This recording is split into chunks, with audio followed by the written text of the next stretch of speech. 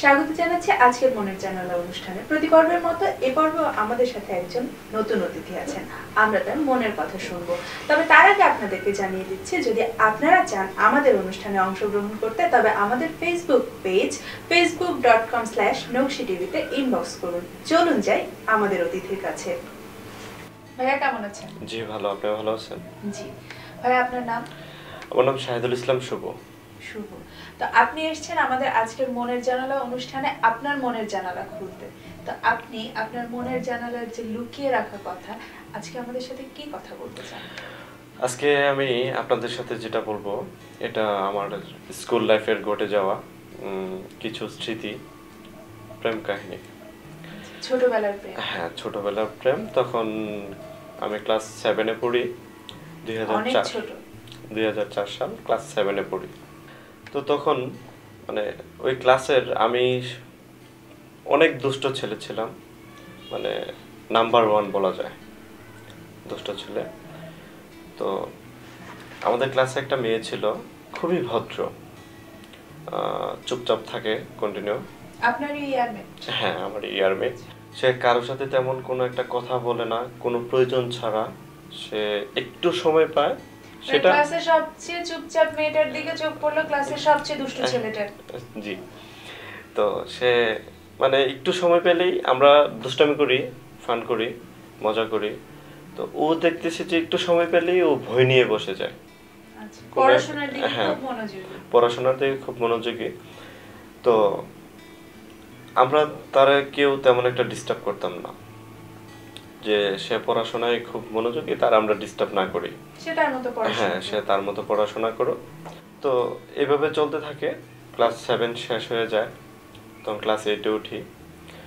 তো ক্লাস 8-এ ওঠার পরে আমরা সবাই কিছু ছেলে মেয়ে একটা কোচিং করব চিন্তা করলাম, যে একটা সাবজেক্টের উপরে। তো ওইখানে সেও আসে, আমাদের সাথে কোচিং করবে টিচারের সাথে। আচ্ছা, কোচিংটা কি কোনো উদ্দেশ্য নিয়ে নাকি আপনাদের প্রয়োজন ছিল তাই? না, কোনো উদ্দেশ্য না, আমাদের প্রয়োজন ছিল।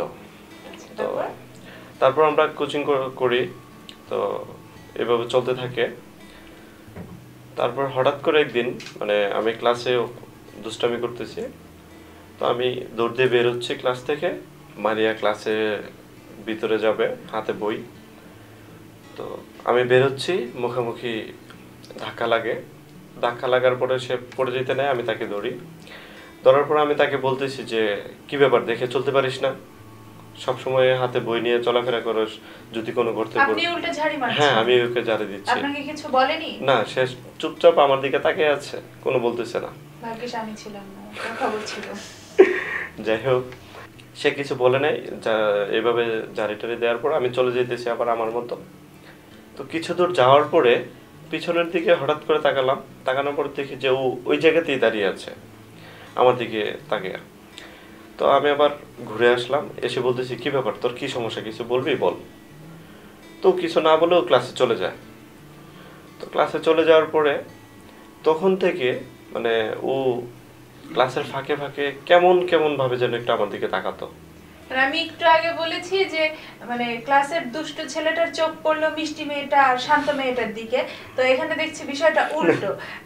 ক্লাসের সবচেয়ে শান্ত আর মিষ্টি মেয়েটার চোখ যে পড়লো হচ্ছে ক্লাসের দুষ্ট ছেলেটার দিকে, বিষয়টা সেরকম? জি, অনেকটা এরকম। ও কেমন কেমন ভাবে যেন তাকায়। তো হঠাৎ করে আমার চোখ পড়লো, আমিও মাঝে মাঝে তাকাই। তো এইভাবে বেশ কিছুদিন চলে। তো চলার পরে হঠাৎ করে ও একদিন আমাকে বলতেছে যে, শুভ, তোর সাথে কিছু কথা আছে, একটু ওই পাশে আসবি? তো আমি ওকে বলতেছি যে, তোর সাথে আমার কি কথা, বা আড়ালে গিয়ে বলতে হবে, যা বলার এখানেই বল। না, তখন কোনো ফিল কাজ করে না। তখন আমি চিন্তা করতাম এতটুকু যে ও আমার দিকে এইভাবে কেন তাকিয়ে থাকে, এই টাইপের চিন্তা ভাবনা ছিল। বাট কোনো যে ও আমাকে পছন্দ করে বা সেই ওইভাবে আমি কোনো সময় চিন্তা করি নাই। তো যাই ওর সাথে, যাওয়ার পরে ও বলতেছে যে, শুভ, তুই কি কিছু ফিল করতে পারিস? ওরা আমি বললাম যে, আমি কি ফিল করব, খুলে বল। তো বলতেছে যে, তুই কি কিছু বুঝতেছিস বা কোনো কিছু ফিল করতে পারতেছিস? তো আমি বললাম যে, না, তুই খুলে বল যে আমি কি ফিল করতে পারতেছি বা কি বুঝতে পারতেছি। পরে বেশ কয়েকবার বলার পরে ও রেগে যায়। আপনি দুষ্টু থাকলেও খুব বোকা ছিলেন নাকি এরকম বিষয়টা? অনেকটা। নাহলে একটা মেয়ে যখন আপনাকে বলছে যে তুই কিছু ফিল করতে পারিস, আপনি তখনও বলছেন না আমাকে বুঝিয়ে বল। হ্যাঁ, না আসলে আমি তখন ওইভাবে নেই কোনো জিনিস, বা ওইভাবে চিন্তাও আমি করি নাই। মানে সে আপনার ইয়ারমেট, হ্যাঁ। ক্লাসমেট, সেই হিসেবে হ্যাঁ, আপনি ওই দেখেছেন, হিসাবেই একজন বন্ধু হিসেবে। হ্যাঁ। এক পর্যায়ে সে রেগে সে চলে যাচ্ছে।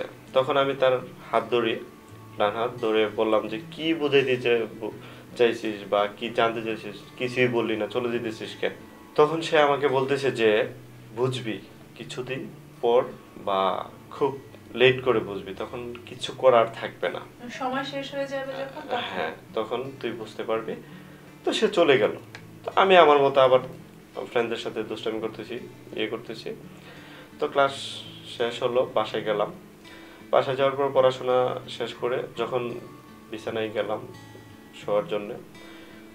শোয়ার পরে হঠাৎ করে ওই কথাটা আমার মনে আসলো যে ও আমাকে কি বোঝাইতে চাইলো, আমি কি বুঝতে পারতেছি না। সারা রাত চিন্তা করতে করতে এক পর্যায়ে আমি ঘুমিয়ে যাই। পরে যখন ক্লাসের দুষ্টু ছেলেটা শুধু বোকা না, গাধাও বলবো আমি, যে এত কিছুর পরেও সে বুঝতে পারছে না আসলে কি বোঝাতে চাইছে। হ্যাঁ, অনেকটা ওইরকমই। তো সকালে আমি স্কুলে আসতেছি, হঠাৎ করে আবার মনে পড়লো যে আরে ওনা কালকে আমাকে কি বোঝাইতে চাইলো। তখন আমি চিন্তা করলাম যে ও কি আমাকে পছন্দ করে, এই টাইপের কোনো কিছু। যাই হোক, যাই আগে ক্লাসে, পরে দেখি কি করা যায়। তো ক্লাসে আসলাম, আসার পরে আবার ক্লাসের ফাঁকে ওকে আমি বলতেছি যে মানে একটু ওই পাশে আস, কথা বলবো। তো ও বলতেছে যে তোর সাথে আমার কোনো কথা নাই, তোর সাথে, হ্যাঁ মানে কালকে যে আমি বুঝতে পারি নাই এটা নিয়ে ও আমার উপরে রেগে আছে, তোর সাথে আমার কোনো কথা নাই, আমি তোর সাথে ওই পাশে যাবো কেন? পরে আমি আবার দুই একবার বলার পরে সে যেতে যাচ্ছে না। তো এক পর্যায়ে তার হাত ধরে আমি বললাম যে অনেক, তো হাত ধরে নিয়ে আসলাম। আনার পরে বললাম যে মানে আমি তোকে কিছু কথা বলবো। পরে ও বলতেছে যে বল। তো পরে কিছুক্ষণ চুপ করে দাঁড়ায় থাকি। তো ও আমাকে বলতেছে কিরে কি না বলবি বল। পরে বললাম, আবার কিছুক্ষণ চুপ করে থেকে বললাম যে মারিয়া, আমার কাছে তোকে অনেক ভালো লাগে, বাট হয়তো কিছু একটা। কথাটা বলার পরেও কেমন ভাবে যেন আমার দিকে অবাক হয়ে তাকায় রইল। কিছু মিনিট তাকায় থাকার পরে সে চলে গেল। পরে আমি চিন্তা করলাম আমি কি ভুল কোনো কিছু বলে ফেললাম, হয়তো ও আমাকে এটা বুঝাইতে চায় নাই, অন্য কিছু বুঝাইতে চাইছে। পরে সে চলে আসে, আমি আমার মতো আবার থাকি। তো ক্লাসে যাওয়ার পরে ও আগে আমার দিকে যেভাবে তাকাতো, মানে খুব একটু পরপরই আমার দিকে তাকিয়ে থাকতো, তো ওইভাবে আর তাকাচ্ছে না। তখন আমি চিন্তা করতেছি ও কি আমার সাথে রাগ করলো, রাগ হয়ে গেছে এটা আপনার মনে হচ্ছে? হ্যাঁ। তো এভাবে থাকে, এভাবে আবার বেশ কয়েকদিন চলে। তারপর আমাদের ক্লাস 8 থেকে আমরা 9 এ উঠি। মানে 7 থেকে 8 এ উঠলেন, তারপরে 9 এ? হ্যাঁ, 9 এ উঠলাম। তো 9 এ উঠি, তো আমাদের স্কুলের একটা প্রোগ্রাম থাকে। তো ওই প্রোগ্রামের প্যান্ডেলের দায়িত্ব কিছু আমাদের উপরে পড়ে। তো আমরা সবাই কাজটাকে ভাগাভাগি করে নিয়েছি যে আমি এটা করব, ও এটা করবে, এইভাবে ভাগাভাগি করে নিয়েছি। তো প্যান্ডেলের কাজে আমি মাটি খুঁড়তেছিলাম। তো হঠাৎ করে ও আমার পিছনের দিকে আসে, আমি খেয়াল করি নাই। তো মাটি যখন আমি গর্ত থেকে উঠাইতেছি, তখন হঠাৎ করে ওর গায়ে কিছু মাটি গিয়ে পড়ে। তো ও বলতেছে যে কিরে তুই আমার গায়ে মাটি দিলি কেন? আমি আচমকাই হয়ে গেলাম যে আমার পিছনে কে। তাকায় দেখি যে মারিয়া। আমি বললাম যে মাটি তো দিছি, অন্য কোনো কিছু তো আর দেয় নেই, কি সমস্যা? পরে ও বলতেছে তুই আমার গায়ে, সবসময় আপনি ঝাড়ি নিয়ে যাচ্ছেন? হ্যাঁ, ঝাড়ি নিয়ে যাচ্ছি। তো ও বলতেছে কেন দিবি তুই আমার গায়ে মাটি? পরে এই কথা বলে ঠিক আছে তুই আমার গায়ে মাটি দিছিস, তো এবার আমি তোর গায়ে দিব, এই বলে ও আবার মাটি নিয়ে আমার গায়ে দিল। পরে আমি ওকে বললাম যে আমি তো ইচ্ছা করে তোকে দেই নাই, তুই ইচ্ছা করে দিছিস, এবার আমিও ইচ্ছা করে তোকে দিব। মানে আপনি প্রথমে তার গায়ে না দেখে মাটি দিলেন, এরপর সে দিচ্ছে, এরপর আপনি দিচ্ছেন, মানে জল কেলির জায়গায় মাটি কেলি হয়ে যাচ্ছে বিষয়টা। তারপর তো মাটি দিচ্ছি, মানে ও দৌড়াইতেছে, আমি দৌড়াইতেছি, মাটি দিচ্ছি। তো হঠাৎ করে সবাই এই জিনিসটা ফ্লো করে, কি ব্যাপার মেয়েটা কারোর সাথে কথা বলে না, চুপচাপ থাকে, শুভর সাথে মাটি ছোড়াছুড়ি করতেছে। যাই হোক, এভাবে যায়। তো যাওয়ার পরে তারপর দিন যখন ক্লাসে আসি, তো ও আমাকে বলতেছে যে নামটা শুভ হলে কি হবে, কাজে কিন্তু অশুভ। পরে আমি বললাম, ও আবার চশমা পড়তো, তাই আমি বললাম যে তুই তো 4 চোখ ছাড়া কিছুই দেখতে পাস না, বেশি যদি কথা বলিস তাহলে কিন্তু 2টা চোখ আমি খুলে নিব। তো ও আমাকে এভাবে রাগাইতো, আমি ওকে এভাবে রাগাইতাম। তো রাগারাগি যায় এভাবে, আবার চলতে থাকে। তো পরে একটা সময় মানে দুইজন মোটামুটি ভালো একটু ক্লোজ হয়ে যায় আমরা। তো ক্লোজ হয়ে যাওয়ার পরে এই জিনিসটা আস্তে ধীরে 1-2জন করে ক্লাসের সবাই জানে, এক পর্যায়ে পুরো স্কুল জানে। পরে আস্তে ধীরে আবার আমাদের ফ্যামিলিও জেনে যায় জিনিসটা, যে আমি ওকে পছন্দ করি, ও আমাকে। হ্যাঁ, ওর ফ্যামিলিও জেনে যায়, আমার ফ্যামিলিও জেনে যায়। তো ফ্যামিলি থেকে কিছু বলেনি বিষয়টা? না, ফ্যামিলি থেকে ওইভাবে তেমন কিছু বলেনি, কারণ তখন আমরা ছোট ছিলাম। ওনারা ওইভাবে জিনিসটা ধরে নিয়েছে যে বড় হলে ঠিক হয়ে যাবে। হ্যাঁ, ছোটবেলারও হয়তো অনেক ক্লোজ বন্ধু। তো ওরা মানুষ বলতেছে যে এটা রিলেশনশিপ, আসলে ওইটা কিছুই না। ফ্যামিলি ওইভাবে জিনিসটা ধরে নিচ্ছে। তো এভাবে চলে। তো ক্লাসের ফাঁকে দিয়ে দেখা গেছে কি যে আগে যেরকম ভাবে বন্ধুদের সাথে আমি আড্ডা দিতাম, সময় দিতাম, ওই ব্যাপার তেমন একটা দেয়া হচ্ছে না।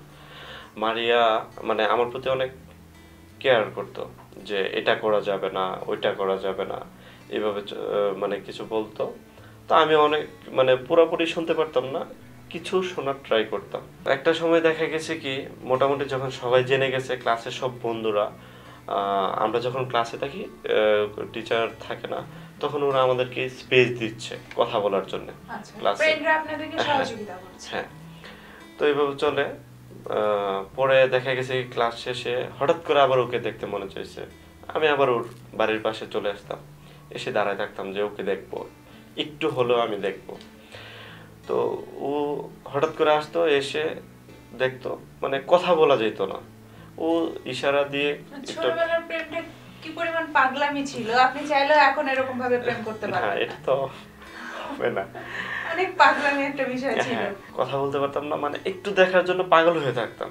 চলে যেতাম, দেখতাম, আবার চলে আসতাম। মাঝে মাঝে মানে কিছু কথা ছিল যে যেগুলা ও আমাকে সামনাসামনি বলতে পারতো না, বা আমিও ওকে বলতে পারতাম না।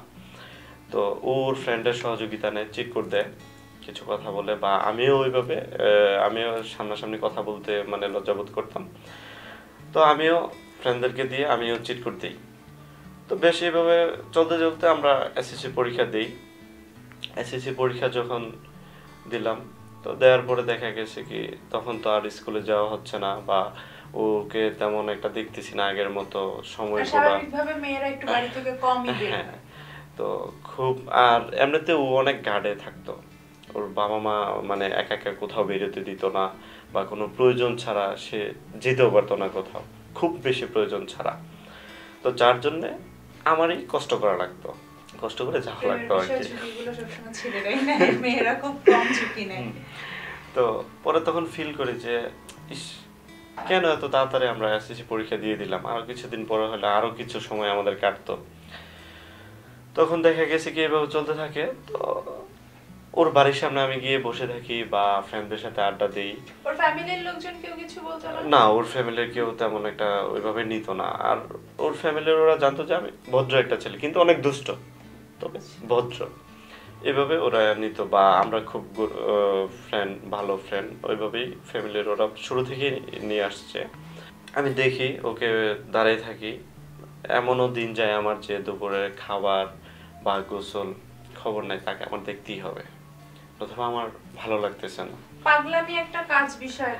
হ্যাঁ, তো এই জিনিসটা আমার মা ফলো করে। তো মা ফলো করার পরে মা হঠাৎ করে একদিন আমাকে বলেছে, কিরে তুই কেমন জানি চেঞ্জ হয়ে গেলি, কি হয়েছে তোর বলতো আমাকে। তো আমি মার সাথে জিনিসটা ফ্রেন্ডলি শেয়ার করি যে আম্মু, মারিয়ার সাথে তো অনেক চলাফেরা করছি, বা ও আমার খুব ক্লোজ ফ্রেন্ড, আমি ওর খুব ক্লোজ ফ্রেন্ড, কিন্তু এখন তো এসএসসি পরীক্ষা দিয়ে দিছে, এখন আর স্কুলে যাওয়া হচ্ছে না, একসাথে সময় কাটানো হচ্ছে না, বা দুষ্টামি করা হইতেছে না। আমি ওকে মিস করি অনেক, কিন্তু জানি না কেন মিস করি। তো ওকে দেখার জন্য আমি ওর বাড়ির সামনে যাই, তো কোন দিক দিয়ে সময় চলে যায় আমি এটা বুঝতে পারি না। পরে আম্মু আমাকে বোঝানোর ট্রাই করে যে দেখো বাবা, এটা আসলে পাগলামি একটা, এটা তেমন কিছু না, আমি বলতেছি কি পাগলামি না এটা কি আমি কিন্তু জানি না, তবে ওকে আমার দেখতে খুব মন চায়। তো আম্মু বলতেছে যে তুই কি ওকে লাভ টাভ করিস নাকি? তাই বললাম যে আরে না, এরকম কোনো কিছু না, জাস্ট ও আমার ফ্রেন্ড, আমি ওর ফ্রেন্ড। তো হঠাৎ করে এখন ওভাবে দুষ্টামি করতে পারতেছি না, সময় কাটতেছে না। মিস করছেন, হ্যাঁ মিস করতে। তো এইভাবে আম্মুকে বুঝে বলি, তো আম্মু আর এই ব্যাপারে কোনো কিছু বলে না। তো এইভাবে চলতে থাকে। তো এক পর্যায়ে ফ্যামিলির সবাই ঢাকায় চলে আসবে, তো আমারও পড়াশোনা ঢাকাতেই করতে হবে। তো এখন আমার ওর সাথে কথা বলার দরকার, এখন ওইভাবে তো কথা বলতে পারতেছি না, জাস্ট দেখতেছি বা ইশারা দিয়ে হয়তো বোঝানো সম্ভব না। আস্তে আস্তে বড় হচ্ছে, বাসা থেকে তো মানে গাইড ব্যাপারটা বেশি দিচ্ছে। হ্যাঁ, তো পরে আমি ওর একটা খুব ক্লোজ বান্ধবী ছিল, ওর সহযোগিতা নিলাম, যে ওকে একটা চিরকুট দিলাম যে এটা নিয়ে মারিয়াকে দে আর বলিস যে ইমার্জেন্সি যেন আমার সাথে মিট করে কালকে। তো ও যায়, গিয়ে দেয়। তো চিরকুটটা সে পড়ার পরে ও ওইভাবে বলে যে ইমার্জেন্সি শুভ। এরকম কি কোনো ওয়ে ছিল না যে ও ঢাকাতে এসে পড়াশোনা করবে? না, ওইরকম ইয়ে ছিল না, কোনো না। পরে মারিয়া আসে, আসার পরে অনেকক্ষণ মানে ও আমাকে দেখতেছে, আমি ওকে দেখতেছি, চুপচাপ থাকি। পুরোপুরি জানতে পারে নাই যে আমি কনফার্ম চলে যাচ্ছি, এরকম শুনছে যে আমি চলে যেতে পারি, কথা হচ্ছে এটা জেনেছে। বললাম যে মারিয়া তোমাকে আমি কিছু কথা বলবো, জানি না তুমি কথাগুলা কিভাবে নিবা। তো বলতেছে যে তুমি কি ঢাকায় যাওয়ার ব্যাপারে কিছু বলবা? তখন আমি বললাম যে তুমি কিভাবে জানলা? ওরা বললো যে কোনো না কোনো ভাবে জানছি তুমি ঢাকায় চলে যাচ্ছ পুরো নাকি। একটা ফ্যামিলি যখন শিফট করে তখন তো মানে আশেপাশে সবাই জানে বিষয়টা। ও কান্না করতেছে যে তুমি ঢাকায় যাওয়া লাগবে কেন, তুমি তোমার ফ্যামিলিকে বুঝাই বলো তুমি ঢাকায় যেতে চাও না, তুমি গ্রামে পড়াশোনা করো, আমিও গ্রামে পড়াশোনা করি, এখন তুমি ঢাকায় যাবা। এমনিতে আমরা এসএসসি পরীক্ষার পরে তেমন একটা কথাও বলতে পারি না, সময়ও কাটাতে পারি না, তুমি আমার বাড়ির সামনে আসো, কথা বলতে পারি না, ইশারা দিয়ে কথা হয় বা ওইভাবে মন ভরে দেখা গেছে কি কথা বলা যাচ্ছে না। তো আমি বললাম যে দেখো এখন আমার ফ্যামিলির সবাই চলে যাচ্ছে, আমি একা কি করে থাকবো, বা আমাকে একা রেখে ওরা যাবে না। তো ও অনেক কান্নাকাটি করে, তো আমি ওকে বোঝানোর অনেক চেষ্টা করি, তাতে কোনো লাভ হয় নাই, ওর কান্না আমি কোনোভাবেই থামাইতে পারি নাই। তো এক পর্যায়ে সে কাঁদতে কাঁদতে বাড়িতে চলে যায়, তো আমিও ঢাকাতে চলে আসি। তো ঢাকায় আসার পরে মাঝে মাঝে ও আমাকে চিরকুট দিত, আমি ওকে চিরকুট দিতাম। আপনি চিরকুট বলছেন কেন? ঢাকা থেকে আপনি পাঠাতেন, সেটা নিশ্চয়ই চিঠি। মানে শুরু থেকেই আপনি বলছেন যে চিরকুট দিতাম, তো ওটা কি চিঠি ছিল না? ওটা চিঠি ছিল, কিন্তু ওই চিঠিতে যেভাবে লং লেখা থাকে ওই রকম ছিল না, মানে শর্টকাট কিছু কথা ছিল, যার জন্য চিরকুট বলতেছি আর কি। তো অনেকের প্যাটার্ন আলাদা থাকে, তো সবার মতো তো হয় না, সেটা আপনারা চিরকুট আদান প্রদান করতেন, চিঠি দিতেন। হ্যাঁ, তারপর তো দিত। তো আমি 1 মাস 2 মাস পর পর আমি গ্রামে যেতাম, যে আবার সেম ওই রকম ভাবে কথা নেই, শুধু দেখে যাচ্ছি। একবার কথা হয়েছে কলেজে, এর মধ্যে কলেজে, হ্যাঁ কলেজে ভর্তি হয়েছে, আমি ওইটা শুনতে পারি। তো কলেজের সামনে ওয়েট করতেছি, তো যখন বেরোর পরে প্রায় অনেকক্ষণই কথা বললাম, সময় কাটালাম। ও আর ক্লাস করে নাই, আমার সাথেই সময় দেয়। তো মাঝে মাঝে 1 দিন 2 দিন থাকতাম গিয়ে। তো আম্মু জিনিসটা হালকা বুঝতে পারে, গ্রামে থাকতে। তো পরীক্ষার পর পর একবার জিজ্ঞেস করছিল যে আমি এখন কেন গ্রামে যাচ্ছি। তো আম্মু তেমন একটা কিছু বলতো না, তো যাইতাম।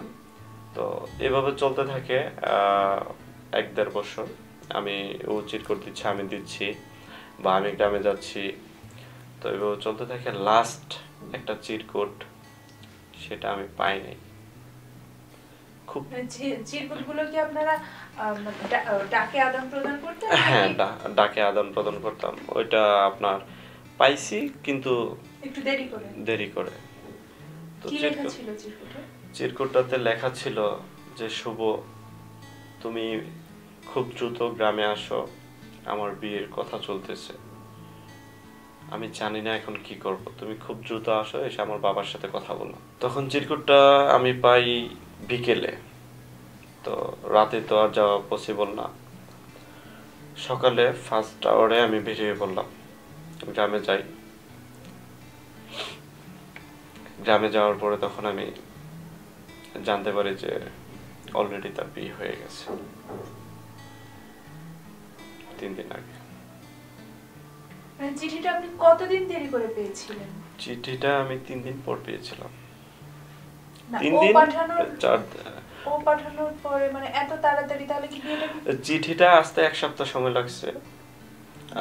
ওটার মধ্যে একটা ডেট ছিল যে এই তারিখে খুব সম্ভব আমার বিয়ে হয়ে যাবে, তার মধ্যে তুমি আসো। কিন্তু ওই ডেটের 3 দিন পর আমি চিঠিটা পাই, তার 1 দিন পর আমি যাই, টোটালে 4 দিন। যাওয়ার পরে সবাই বলতেছে যে ওর তো বিয়ে হয়ে গেছে, সব ফ্রেন্ড সার্কেল বলতেছে তুই এত লেট করে কেন আসছিস।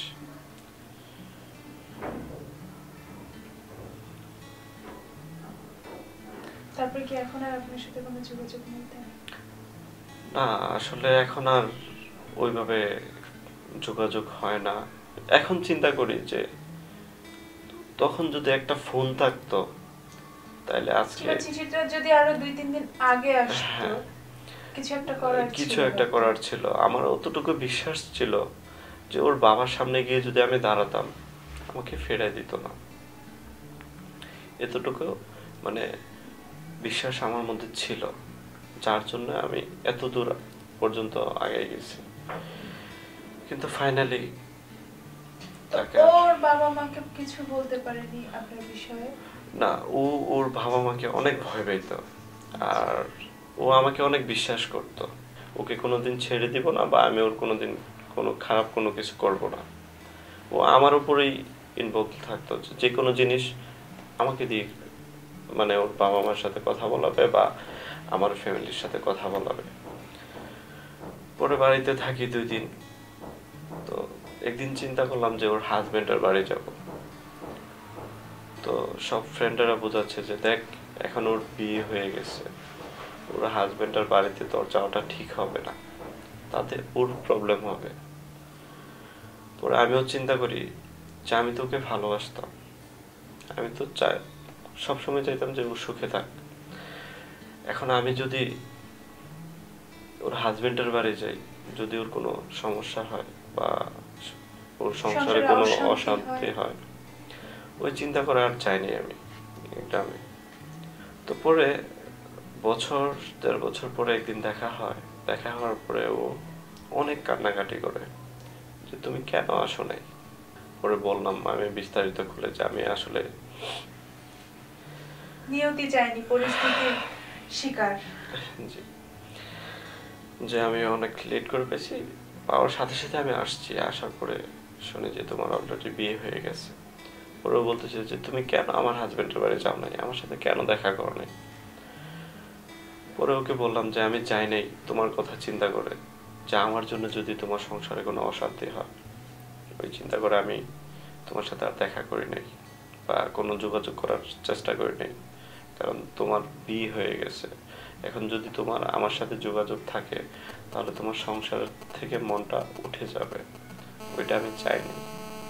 আমি আগেও তোমার সংসারে মন থাকবে না, আবার হাজবেন্ড যদি কিছু জানতে পারে। শুরু থেকে চাইছি যে তুমি সুখে থাকো, আমি সুখে রাখবো, বা যার কাছে যাও সুখে থাকবা। আমি এখনো চাই তুমি সুখে থাকো। আমি তোমাকে ভালোবেসেছি, ভালোবেসে যাব, তবে সারাটা জীবন আমি তোমাকে মনে রাখবো, কোনোদিন আমি তোমাকে ভুলতে পারবো না। তো এখনো কি আপনার সাথে তার যোগাযোগ আছে? না, ওইভাবে যোগাযোগ হয় না। এই হঠাৎ গ্রামে বেড়াতে গেলাম, বেড়াতে গেলে মানে গ্রামে গেলেই ওর স্মৃতিটা মনে পড়ে, যার জন্য এখন তেমন একটা যাওয়া হয় না। আগে যেমন ঘন ঘন যাইতাম, এখন দেখা গেছে কি গ্রামে গেলে 1 বছর 2 বছর পর পর, তাও সকালে যাচ্ছি বিকালে চলে আসতেছি। আমি থাকতে পারতেছি না, কন্টিনিউ ওর কথা মনে পড়তেছে। অসাধারণ একটা কষ্টের গল্প শুনলাম আপনার জীবনের। তো আমরা প্রার্থনা করি যে আপনার মনের মানুষ রিয়া, আপনি যেমন চান যে সে সুখে থাক, সে যেন সুখী থাকে, এবং তাকে এখনো আপনি বুকে লালন করছেন, তাকে বুকে লালন করে আপনার দিনগুলো সুখী হোক, এটা সবসময় আমরা চাই। আপনাকে আসলে সান্ত্বনা দেওয়ার মতো আমাদের কিছুই নেই।